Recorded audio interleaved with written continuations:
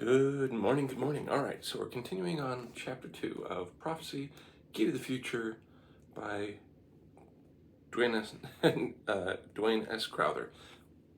Last time, we were talking about the gospel being spread throughout the world, and the reason they covered the wars at first is to show that there was this preparatory time first where wars would help eventually open nations to the gospel, and there's just so much that's making my mind just fire on all cylinders. So let's continue. All right. So we got most of the Gentiles will reject the gospel. We were talking about how eventually they'll just kind of close their doors to us completely. And at that time now it's going to be the fulfilling of the times of the Gentiles, and the gospel will be taken instead to the house of Israel. So here's what it says. According to the prophecies, there is to come a time when the people of the Gentile nations who will accept the gospel will have come into the church, and those who are left, to a large degree, refuse to allow the beliefs of the church to be preached to them. When this has happened among all the Gentile nations, the times of the Gentiles will be fulfilled or completed. The gospel will be taken from them.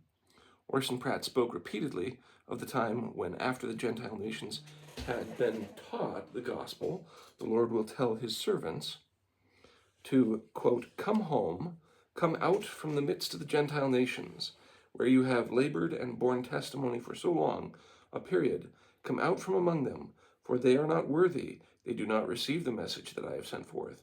They do not repent of their sins. Come out of their midst. Their times are fulfilled." And then, sorry, I've got a message here. Okay. All right.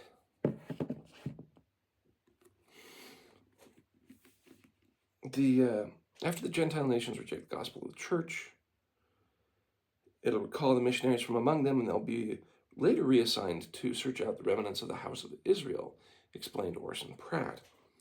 Then, when the Gentile nations shall reject the gospel and count themselves unworthy of eternal life, as the Jews did before them, the Lord will say, "It is enough. Come away from them, my servants. I will give you a new commission. You shall go to the scattered remnants of the house of Israel, and I will gather them in from the four quarters of the earth, and bring them again unto their own lands. And they shall build Jerusalem on its own heap. They shall rear a temple in the appointed place in Palestine, and they shall be grafted in again. Now that, in short, is the nature of this great latter-day preparatory work for the coming of the Son of Man." That comes from Journal of Discourses. The Gentiles, who were the last to receive the gospel in the meridian of time, have been the first to receive it in this dispensation, while Israel, who received the gospel first in the time of Christ, must wait until the last to receive it. This was the intent of Christ's statement, that the last shall be first and the first shall be last. Signs of the approaching fulfillment of the times of the Gentiles. Now, I'm trying to figure out, is any of this getting blurred together at this time? What I mean by that is, are there Gentile nations where the work really isn't going forward at this time, and we're now gathering the house of Israel at this point? It's an interesting one. And when we're gathering the remnants of the house of Israel, does it mean physically in the earth, or does it mean from beyond the veil? Because we've been really cranking up the speed at which we do temple work. So I don't know, but let's keep going. I don't have anything definitive on that, so that's why I want to keep going. Down through the history of the church since the Restoration, various events have been interpreted as signs of the nearing completion of the times of the Gentiles.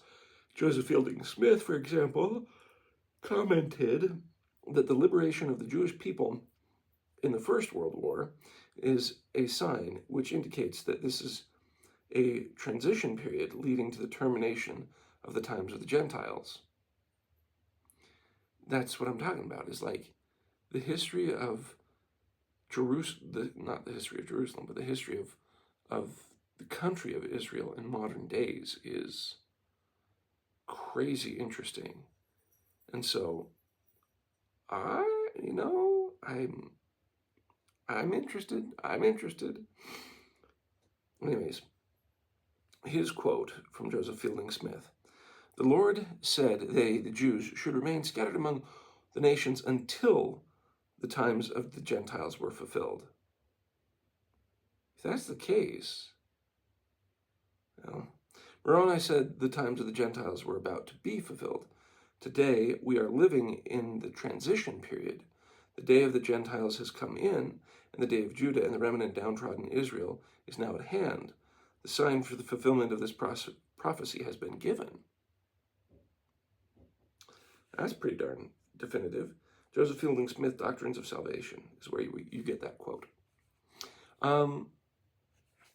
Okay, so if the day of the Gentiles is in fulfillment, right?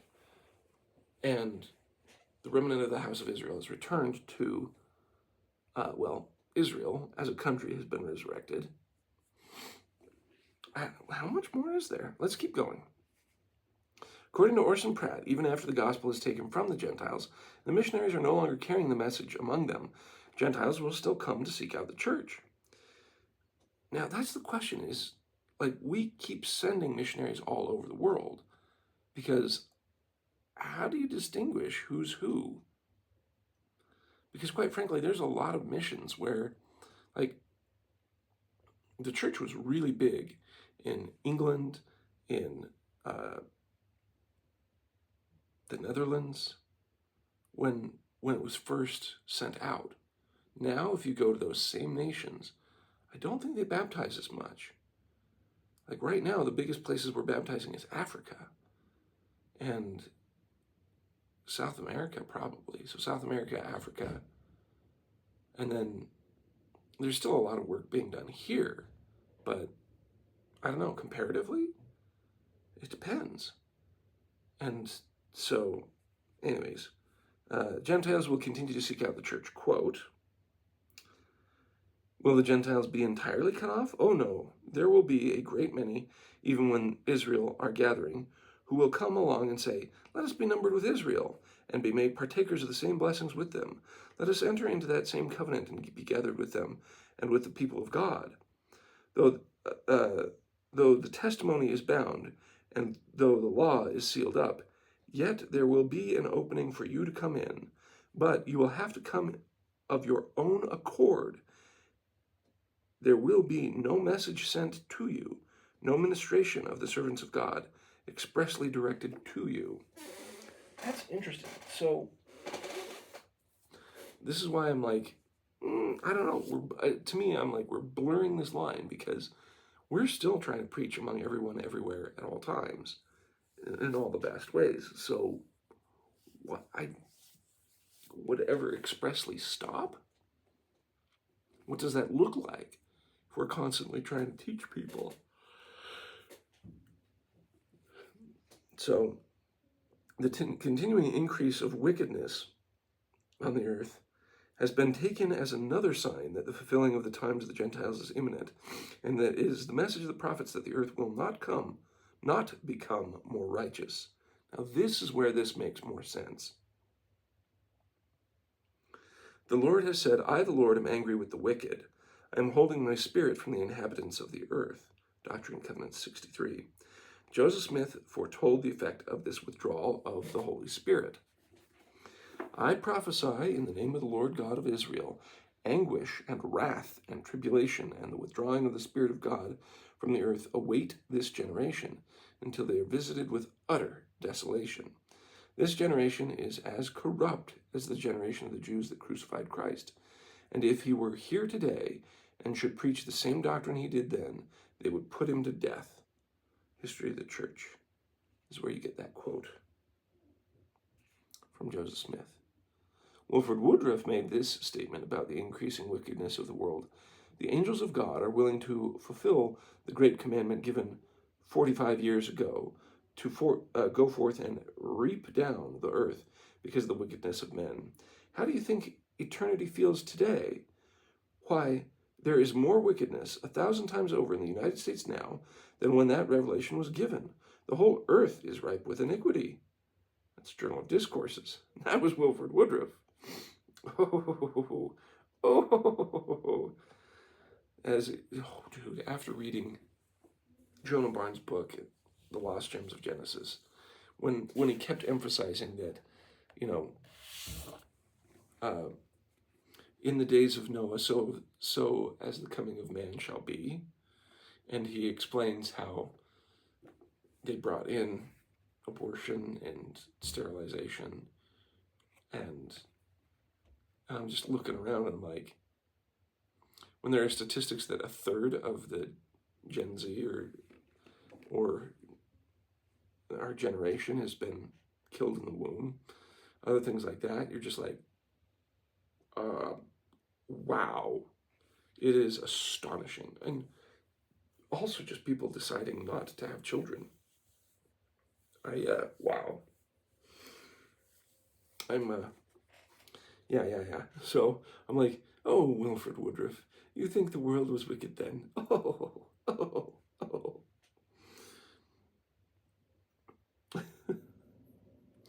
The trend toward wickedness has become even more pronounced now. Even the casual observer is aware of the tremendous increase in crime, which have taken place in America and Europe since World War II. Oh. It has been prophesied, too, that during this period such wickedness is to enter into areas where the church is well established. Yeah. And many of the church members will be affected by it, according to Heber C. Kimball. Quote, whoa, okay.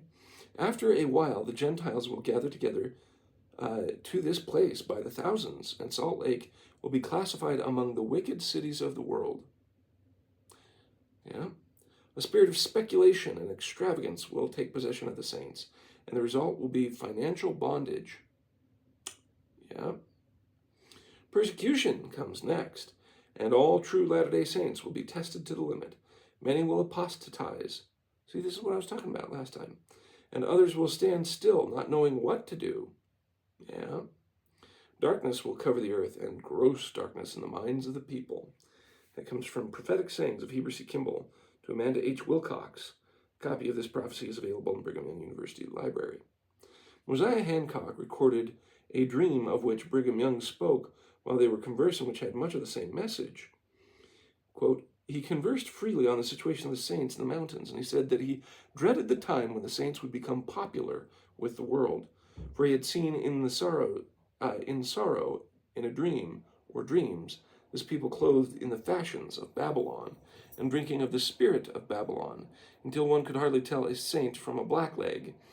And he felt like shouting, to your tents, O Israel, because it was the only thing that could keep this people pure. Many of this people were for the sake of riches and popularity. Let me reread this. Many of this people, for the sake of riches and popularity, will sell themselves for that which will canker their souls and lead them down to misery and despair. It would be better for them to dwell in wigwams among the Indians than to dwell with the Gentiles and miss the glories which God wishes them to obtain. That's Mosiah L. Lyman Hancock, Life and Story of Mosiah L. Lyman Hancock, page 73. Again, it's available at BYU Library.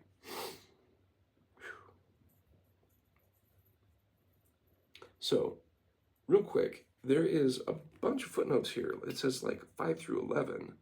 I think these are points about, the crime statistics. It's a continuation of a footnote from the other page. So let me read this when they talk about the increasing crime statistics. To illustrate the worsening crime situation in the United States, following the statistics are cited from Crime in America. It's going to get worse. John J. Dulio and Reader's Digest, August 1995. So at least it's updated to then. Since then, the author at Professor of Princeton University and director of the Booking Institution and Center for Public Management is an authority on criminal justice, has written extensively on crime policy. The crime rate in the 1990s is much higher than it was in the decades beginning from 1950 through 1980. 1993, for example, total numbers of crime recorded by the FBI was 14,141,000, but studies for the 1993 estimate that the actual number of rapes, robberies, assaults, burglaries, and other crimes suffered by Americans in 1993 was 24,622,000, much more, 3 times more than the FBI number. Modern criminals are more violent and younger. Violent crime has increased steadily over the past 7 years. Well over 100,000 murders have been committed since the start of 1990. From 85, let's see here, through 93, murder rate by adults is 25 and over has dropped about 20%. It increased 65% among 18 to 24-year-olds. Rolled 165%, 14 to 17-year-olds. So it depends on how you skew these statistics. I'm just going over them and muttering them right now. But in the end, like, the total number of crimes increases. Well, in some ways you could say, well, that's because of population increase.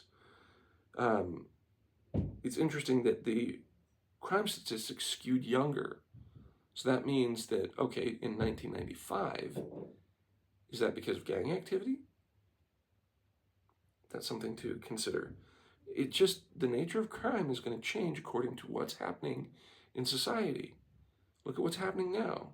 We've got general unrest over ideological purposes now, done by people who would never, you'd never think of them as being involved in crime, so to speak, of the normal type, like robberies, etc. Because you have crime that's perpetuated by people who are kind of in the drug scene, that it's all about getting and obtaining drugs or distributing drugs. You've got gangs and gang violence. Then you have the people that commit crimes because it is part of the subculture of the area. That if you're steeped in an area that has a bunch of crime and people just try and steal things because they can and it's part of the opportunity, that's not good. So it's really very dependent on all sorts of things. Over the past 3 decades, America's chances of becoming a crime victim increased 280%. Most violent crimes go unreported, unprosecuted, unpunished. Now, how do they get that? If they say 6.6 million violent crimes were committed, but just 3.3 million were reported to the police. So how do they know the other 3.3 million happened? Especially if they don't go prosecuted, unpunished. Are we talking about domestic violence? How much has that changed? Of the 3.3 million which were reported, only 641,000 led to arrests. So does that mean that's false reporting? See, this is why I want to take a critical eye to the statistics, because there's lies, darn lies, and then there's statistics. And depending on how you manipulate the numbers, you can make things look worse than they are. Now, don't get me wrong, I don't think we've exactly increased in righteousness, but yet everyone who starts getting older kind of says that about the younger generation anyways. Oh, those darn kids, right?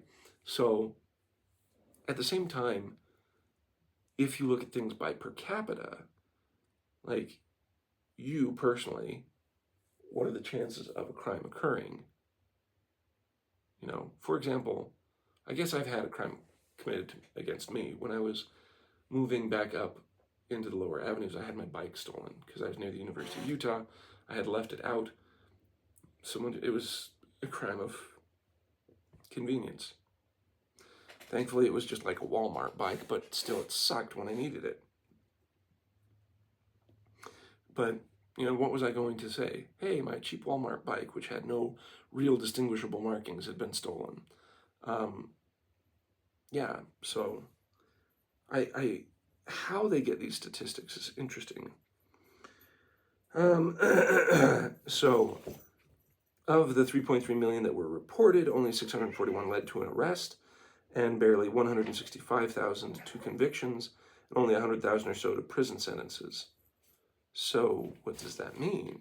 Does that mean there's over-reporting of crimes? Or, that's the funny thing is, like, in some ways I've become cynical because the love of many shall wax cold, when I have learned through hard experience and, more importantly, actually seeing it happen and play through on the internet, that people will cry foul to gain advantage over another person. That for a very long time we've held women up on this beautiful pedestal of, oh, women are just wonderful and great and awesome. And I look at social media now and the unfettered nature of anyone, both men and women, that are not bound by morals, and it's not good.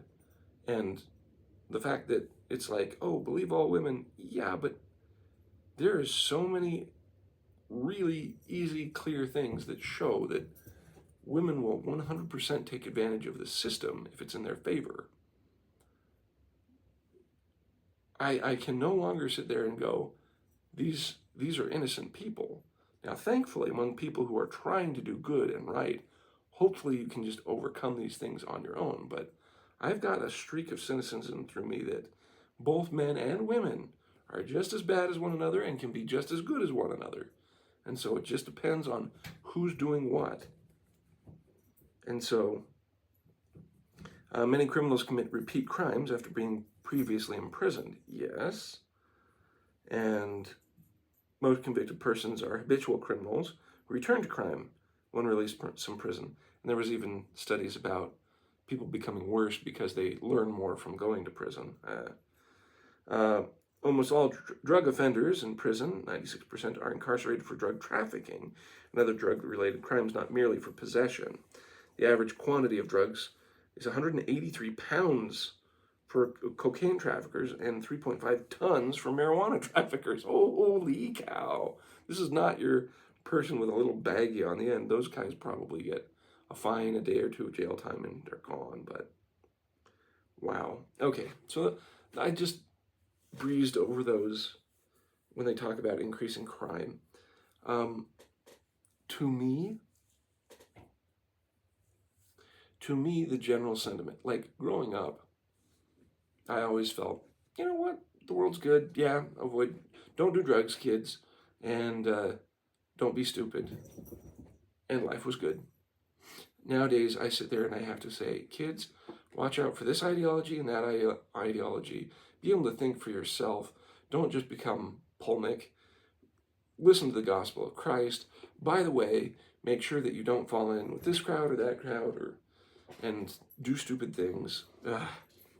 So this general undercurrent of also being able to freely speak your mind has been hampered for over 20 years. It's that kind of feeling that is just so different from growing up. And which leads to crime and unrest, when even in Salt Lake City, there was a police car that was flipped over and burned.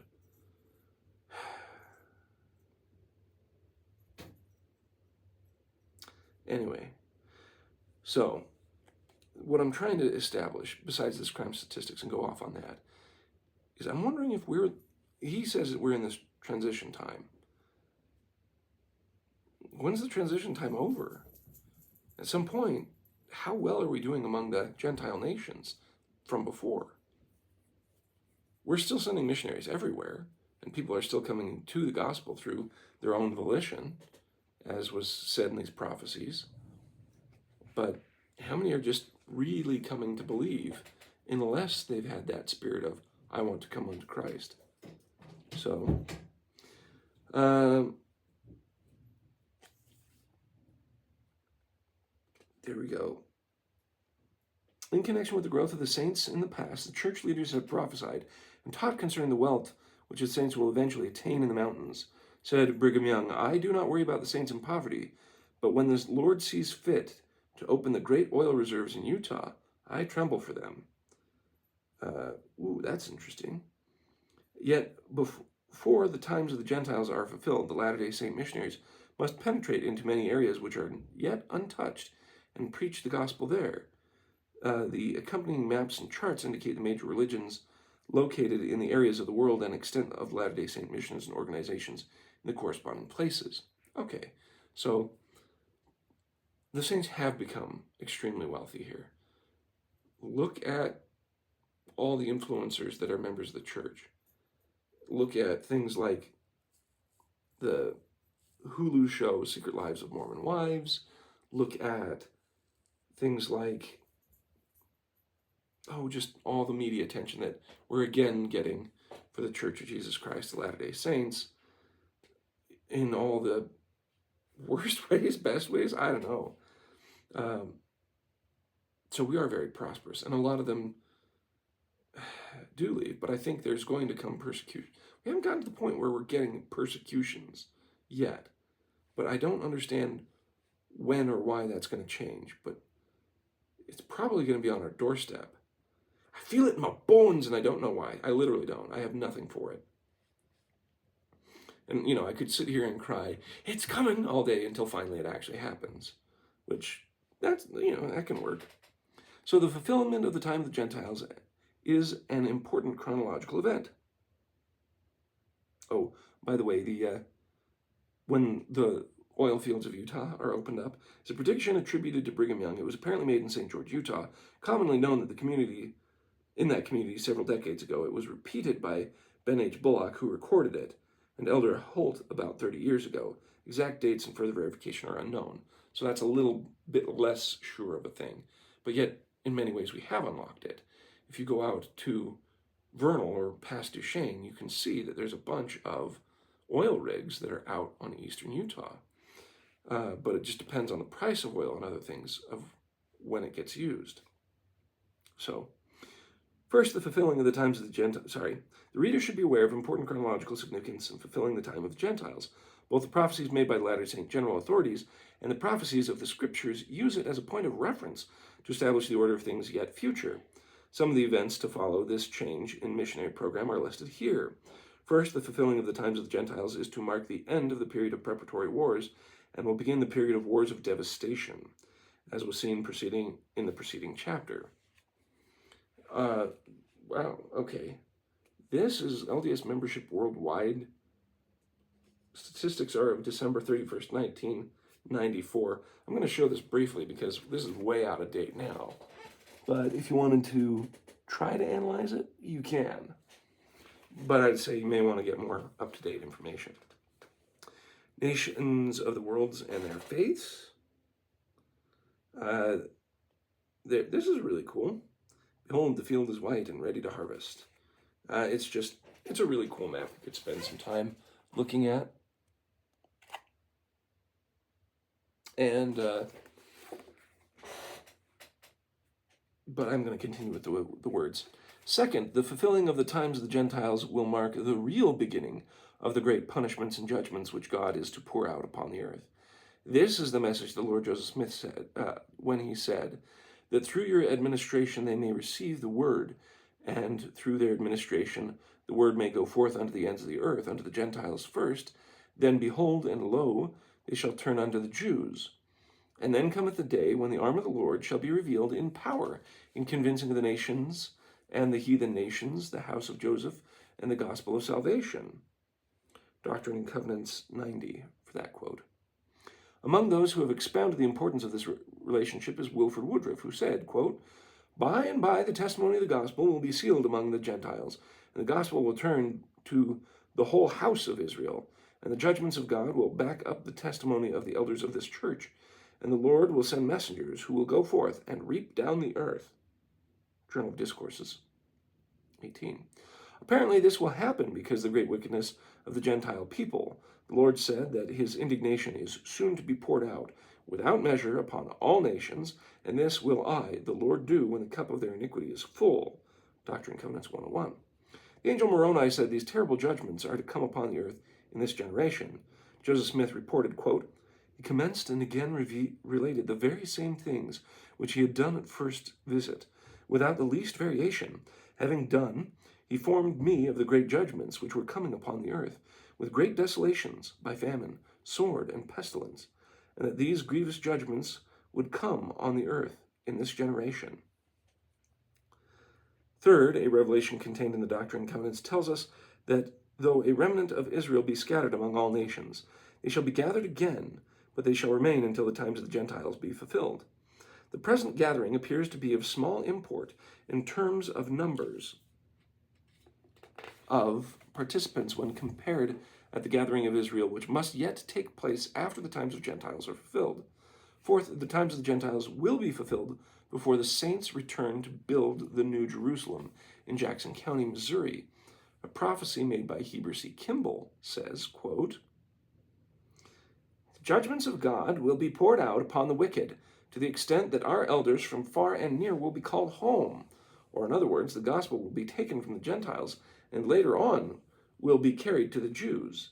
Then the prophet Joseph and others will make their appearance, and those who have remained faithful will be selected to return to Jackson County, Missouri, and take part in the upbuilding of that beautiful city, the New Jerusalem. That's from Heber C. Kimball to Amanda H. Wilcox, and is found in the Brigham Young Library.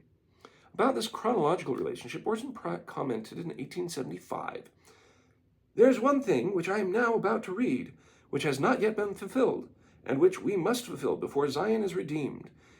I will read it. Behold, saith the Father, I will bring the fullness of my gospel from among them, the Gentiles, and then I will remember my covenant which I have made unto my people, O house of Israel, and I will bring my gospel unto them." Journal of Discourses. Fifth, the fulfilling of the times of the Gentiles will precede the coming of the 10 tribes from the north to the New Jerusalem. Orson Pratt told of the time when, instead of trying to convert the Gentile nations, the missionaries would be instructed to, quote, "Go to the remnants of the house of Israel that are scattered in the 4 quarters of the earth.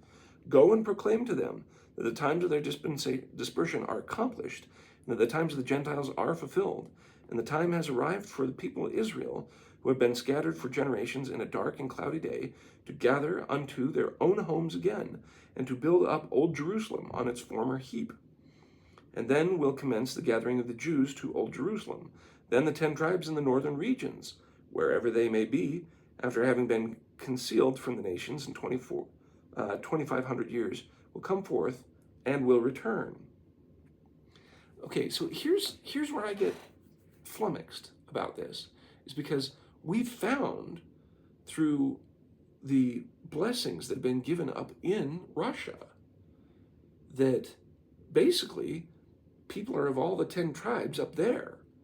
And so to me, all this kind of people just go from Jerusalem, go north, you've got the Baltic area and Russia.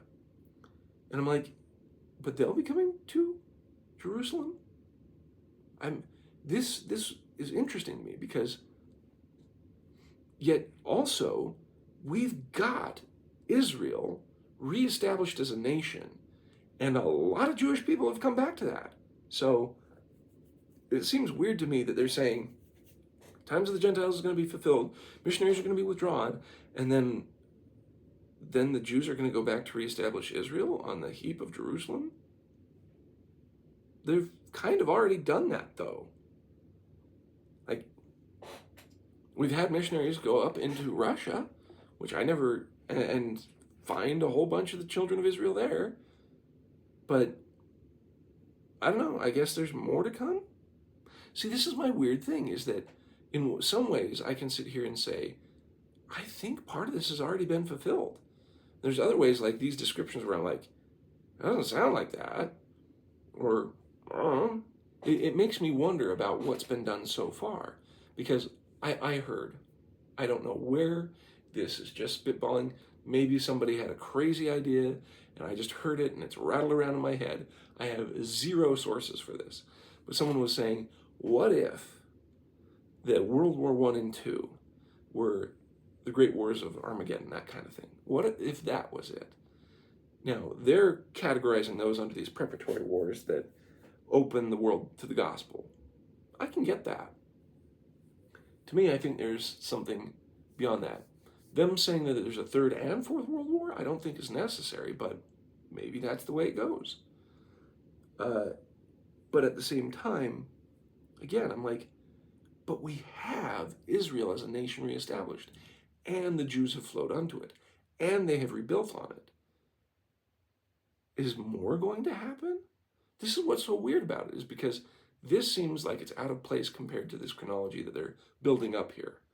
And so the reason I want to keep pointing that out is mainly because, again, we have assumptions about how things are supposed to look according to what people have said.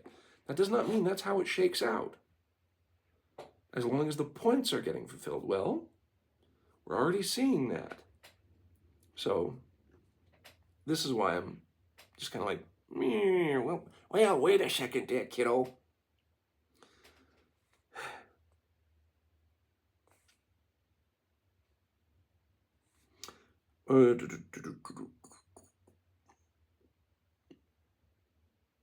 So returning, and the question is, okay, there's been a lot of saints that over time, I remember the Ward Radio thing where the saints moved to Missouri, and they kind of sometimes come in waves of 4 years because we read Doctrine and Covenants.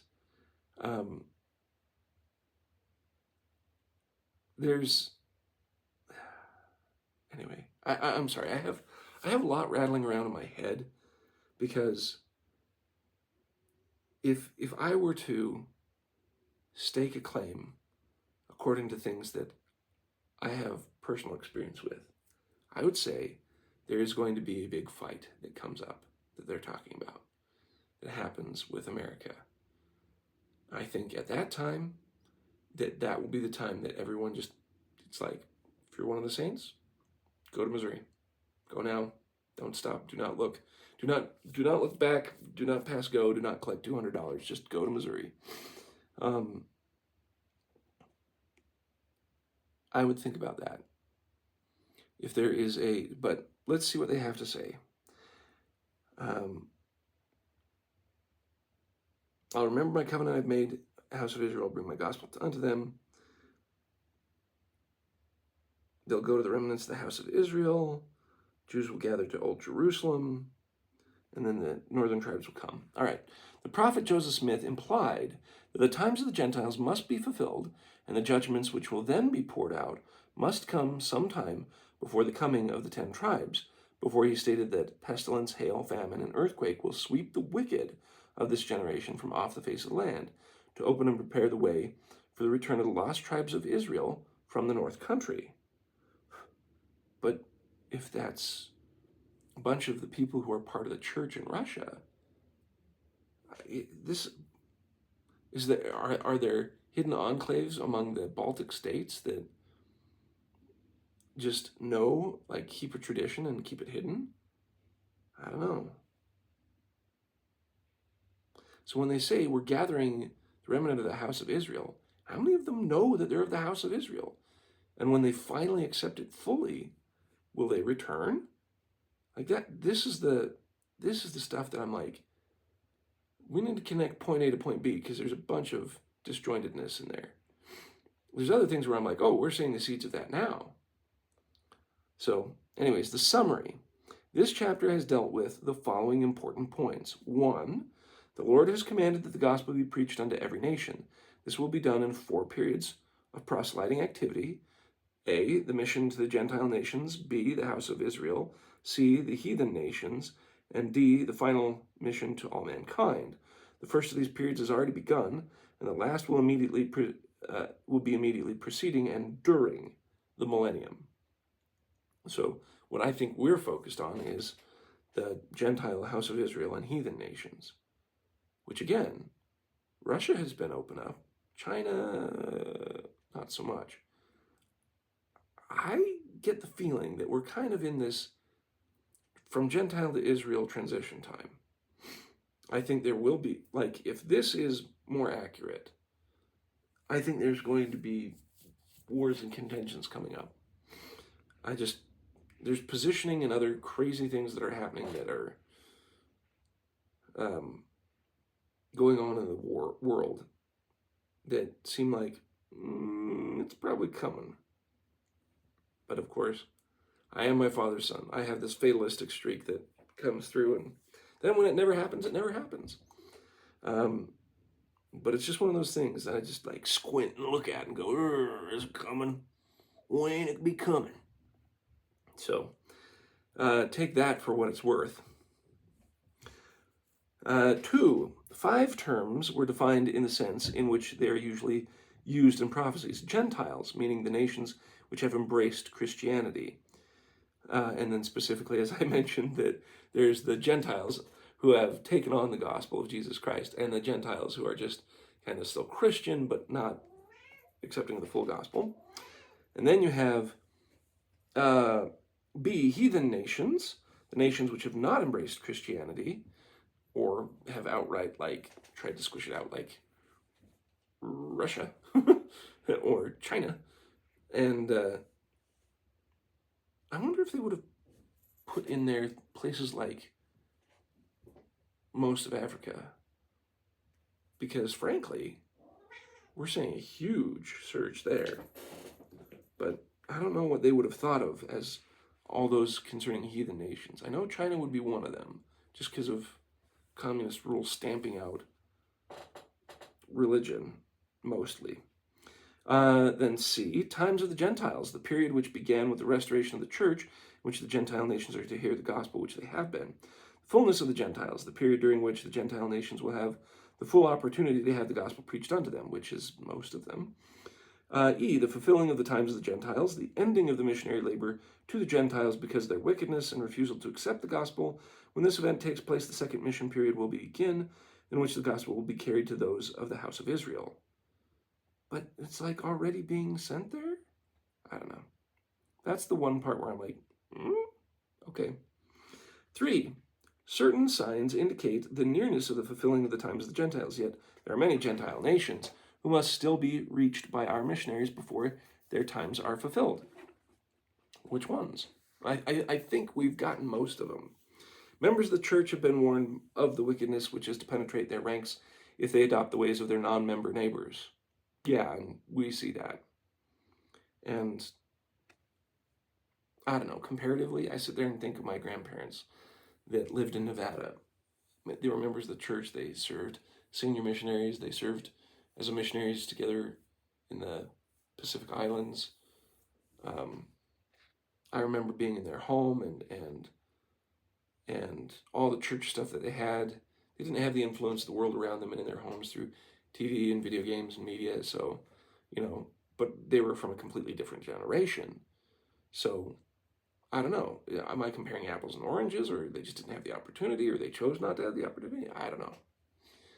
But hearing the stories of my mom, I sit there and go, they were people, just like my parents were people, and just like I'm regular people to my children. I'm just dealing with a whole different set of things to teach my children. So, but yeah, don't adopt their non-member neighbors' ways, meaning, hey, let's actually focus on the gospel of Christ. And 5, the fulfilling of the times of the Gentile is an important item in the chronology of the future. The teachings and prophecies of the scriptures and of the general authorities indicate that the following happenings will definitely come after this event. That A, wars of complete destruction will begin. B, God's judgments will be poured out on the world. C, Israel will be gathered to Palestine. D, the saints will go back to build up New Jerusalem. And E, the lost tribes will come down from the north. All those make sense to me. All those make sense to me with how they put it here. The problem that I have is how it's put in some of the more specific explanations that they have, or how it's worded in these prophecies. Because to me, I'm like, look, if we're at this transition point, that we're at the fullness of the times of the Gentiles, because frankly, when I look around and people object to the United States because of the morals that we're trying to spread among the world, and I'm like, can you blame them? But at the same time, you just go, we need to ease up on a lot of this stuff that we're trying to export. Like if we were to export excellency, meritocracy, good work ethic, valuing results of good things, trying to stamp out corruption. If that's what we were exporting to the world, I'd be like, yeah, America. But when we specifically have stuff that is like trying to export immoral things to the world, I'm like, is that what we've come to stand for now? Is this what we're trying to export to the world? This isn't good. And frankly, I think the whole world is seeing that. Anyway, so wars of complete destruction beginning and the judgments being poured out makes sense. I mean, if the whole world is in their governmental institutions becoming corrupt, and then it's time to fight to get what they want and use other people's time and blood and money to get what they want, then what else is going to happen? It's kind of like, this is why I love 4th Nephi, right? 4th Nephi is when they're really concentrating on, okay, Jesus Christ came, 400 years of peace. There's this short book where it says this downfall, just really quick. And then you can see the results of people and basically the time of Mormon, the editor of the Book of Mormon, and everything he had to contend with. Here he edits the Book of Mormon together, but then he's also called on to be a commander for people who are wicked, who don't listen to him, or if they do listen to him and cry to the Lord, they're crying to the Lord out of their own misery, not willingness to repent. Basically, they're sad that they got caught and not that they want to change, and how that's a terrible thing.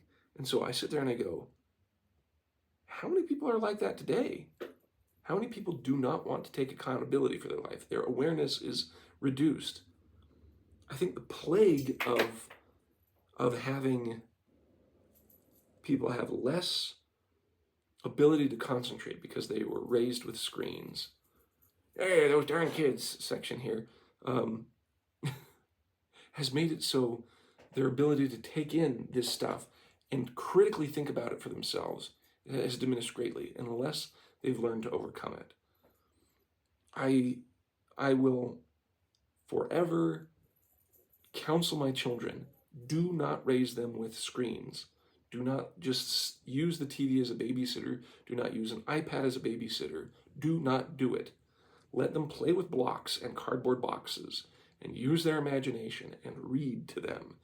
And then as they get older, as they're an older child, then they can have more, go ahead and watch cartoons, good cartoons and other things like that, or play good games. But be with friends, go outside, touch grass. I think so many maladies have come from, learning maladies has come from the idea of just always being glued to a screen, which is really funny because as an adult, that's all I'm doing all the time anyway. And I still think it's destructive to my family. Anyway. But I think that in the end, because of all this, if people can't think critically about religion other than what's been peddled to them online and from a screen, how are you going to get people truthfully and honestly seeking the gospel? How are you going to get people who want to be moral when it's like, well, why should I be? I can just go and catch the guys or girls that are wanted depending on this or that, and then I should just live to have fun and go and party and live basically a hedonistic lifestyle. That's so much of what's on these social medias. But it's funny because what's presented on this is not reality, but that's what people want and strive for. It's like the days of Noah, when you had the watchers, people who were supposed to be the sons of God, sitting there and just watching all the iniquity before them and so going, yeah, I'd rather choose that. And then that causing things to get worse. And so I sit here and go, here we are living in a world where you still have the basic needs and necessities of all day, but pick your poison, literally. Do you want to have a rage bait about the news? Or do you want to have wickedness watching about the hedonistic lifestyles that are out there or inappropriate websites? Or do you want to just bury your head in the sand and live in cloud nine where nothing's happening? Or do you want to distract yourself with all this? Literally pick your poison. And so when I sit here and go, yeah, wars of complete destruction will begin. Got it. No problem. I can see that happening. Okay? God's judgment is being poured out. I think that's part of it. Israel will be gathered to Palestine. I think that's already happened, frankly, or happening. Can it increase even more? I don't know how, but maybe. Saints will go back to build New Jerusalem. I think that will definitely be happening, especially when the war starts going on. That's just a gut feeling I got. That's it. To be honest, I've had a dream about that. That's really what it is. I had a dream about that when a war starts, that's the time to go to Jerusalem, to Missouri, to New Jerusalem. And so that's how I can see that. And the lost tribes will come down from the north. I'm not exactly sure how that's going to play out, because if the lost tribes are the people who are just north of Israel, people who live in the Baltic states, or these Russian villages that are up in Siberia and stuff, then they'll come to Jerusalem? Okay. I mean, if it just becomes a gathering spot for anyone who believes in Jesus Christ and sees the signs of the times and that they want to be a part of the second coming, I don't see why not. I think anyone would do that. So, okay, yeah, sorry, bunch of tangents, but there's how they put it. Here's how I see it. But again, is it already being fulfilled? I think so. I think there's a bunch that's already being fulfilled in this. And I think there's a bunch that's upcoming, and I don't know how soon. It could be as early as later this year, or it could be, well, we'll see, in 30 years, you know. I wish I had more on that. I hear all sorts of, that there are second coming channels that love to jump at every sign. I understand. Like when you're saying that, oh, I had this niece or this daughter who had this dream that the missionaries will be recalled in 2027. I think that was one that I specifically heard. I'm like, what? Well, now I know where it's coming from. And at the same time, I have to go, well, if that comes true, okay, it's going to be pretty soon, isn't it? And if they're coming back at that time, that means that's when these wars are going to be happening.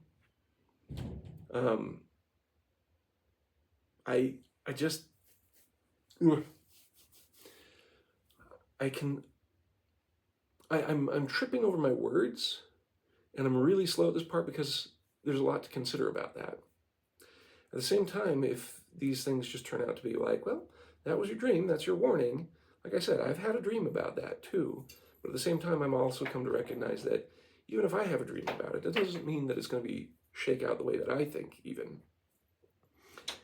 But it's good to know and good to consider. So, more than anything, just know the signs that they're talking about.